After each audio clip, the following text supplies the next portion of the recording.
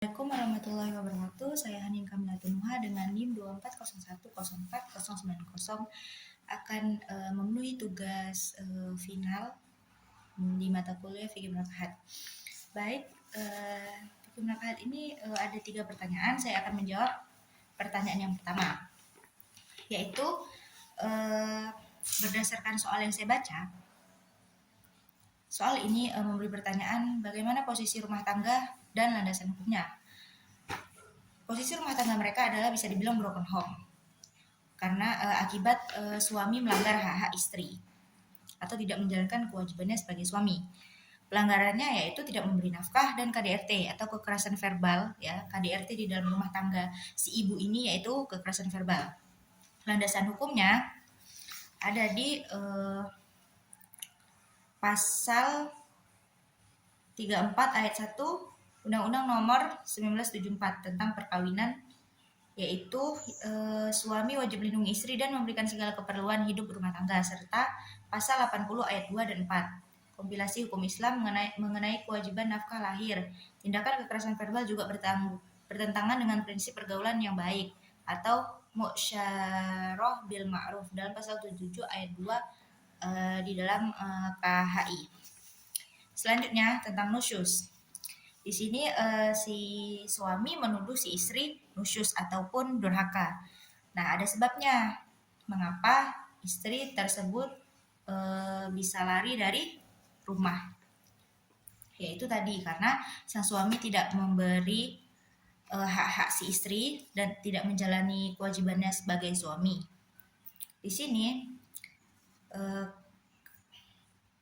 si suami menyebutkan istri durhaka karena si istri keluar rumah tanpa izin si suami. Padahal alasannya itu benar-benar berlandasan dengan si istri. Landasan hukum Islamnya yaitu pasal 84 ayat 1 menyatakan istri dapat dianggap nusyus jika ia tidak mau melaksanakan kewajibannya kecuali ada alasan yang sah. Karena si istri pergi untuk menghindari kekerasan dan ketidakadilan nafkah, tindakan memiliki uzur syar'i, yaitu diperbolehkan. Berarti itu si istri tidak nusyus. Yang kedua tentang syikok, mengenai kondisi syikok atau perceraian. Pernikahan ini memenuhi unsur syikok, jadi boleh cerai karena lebih banyak mudorotnya. Landasannya ada di pasal 76 Undang-Undang Perkawinan dan pasal 134 di kompilasi hukum Islam yang mengatur bahwa jika terjadi perselisihan yang tajam atau syikok, pengadilan harus mengangkat hakam atau juru damai dari keluarga masing-masing pihak untuk mengupayakan perdamaian. Pertanyaan yang terakhir mengenai solusi. Saya mendapatkan 2 solusi. Yang pertama, pengangkatan hakam atau juru damai. Pengangkatan hakam ini berdasarkan Al-Quran surat An-Nisa ayat 35. Nah, di sini keluarga laki-laki dan perempuan menyelidiki dulu akar masalahnya. Mereka harus menyediakan hakam yang bijaksana. Bisa jadi menasihati suaminya, bisa jadi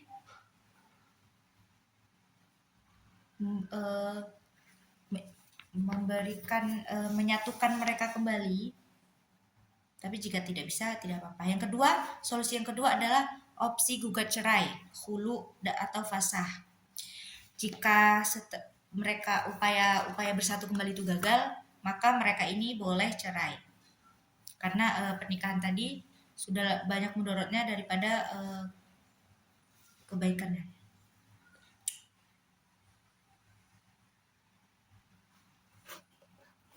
Baik, pertanyaan yang kedua. Di pertanyaan yang kedua, saya menemukan beberapa hal yang harus dianalisis. Yang pertama, bagaimana prosedur formal Aceh dalam memutuskan sebuah perceraian atau di kasus yang sudah tertulis di tugas final saya. Yang pertama, kita harus pendaftaran gugatan. Yang ingin bercerai, maka harus mendaftar gugatan. Yang kedua, proses mediasi. Yang ketiga, persidangan dan penyepakatan. Yang terakhir adalah putusan pengadilan. Lalu pertanyaan selanjutnya adalah talak apa yang diputuskan oleh hakim, yaitu talak bain sugra, karena Talak bain sugra itu adalah talak tebusan yang memutuskan ikatan perkawinan seketika. Landasannya ada di pasal 119 ayat 2 kompilasi hukum Islam yang menegaskan perceraian dengan jalan hulu adalah talak bain sugra. Landasan fikihnya adalah bahwa esensi dari uang tebusan atau iwat yang diberikan istri bersetujuan agar dirinya terbebas penuh dari kekuasaan pernikahan sang suami, sehingga suami tidak boleh menarik ucapan cerainya secara sepihak.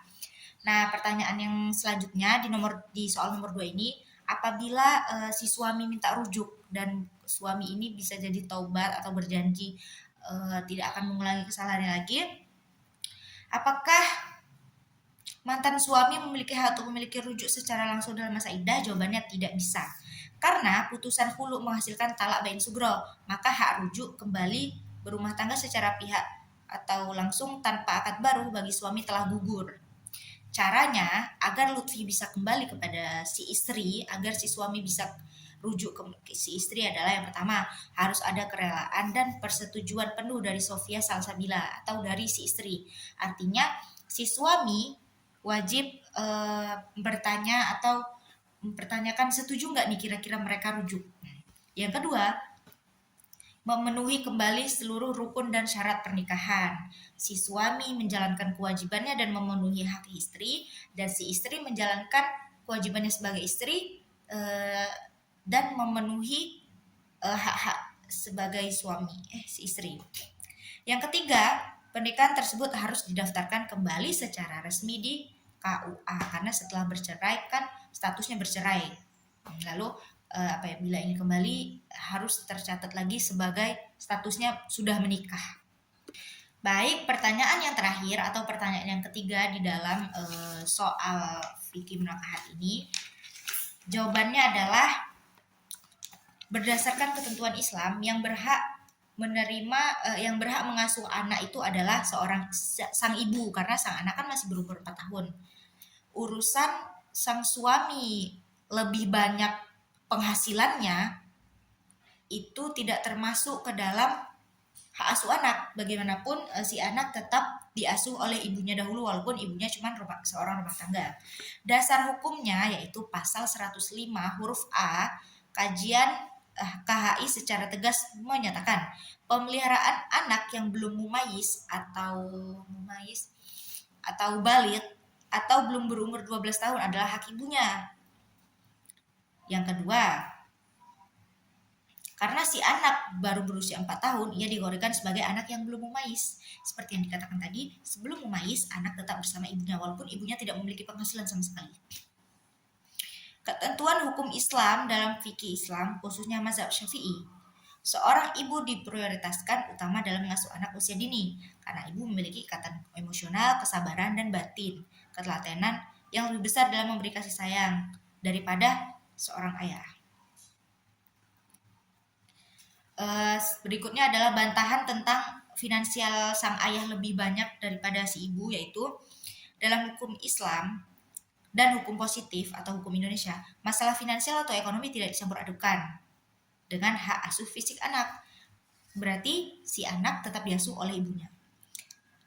Dengan kewajiban nafkah tetap ada, berarti sang ayah tetap memberikan nafkah walaupun statusnya sudah cerai ataupun si anak berada di tangan ibunya, berarti sang ayah tetap memberikan nafkah.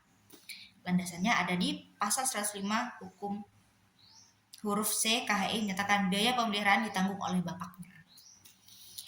Berarti nafkah sang anak tetap ada pada ayahnya, dengan berarti ibunya tidak boleh menghalangi sang ayah untuk bertemu dengan anaknya. Kesimpulannya, hak asuh atau hadanah anak usia 4 tahun itu tetap bersama ibunya. Ya, tidak membeda-bedakan walaupun sang ibu finansialnya lebih rendah daripada sang ayah.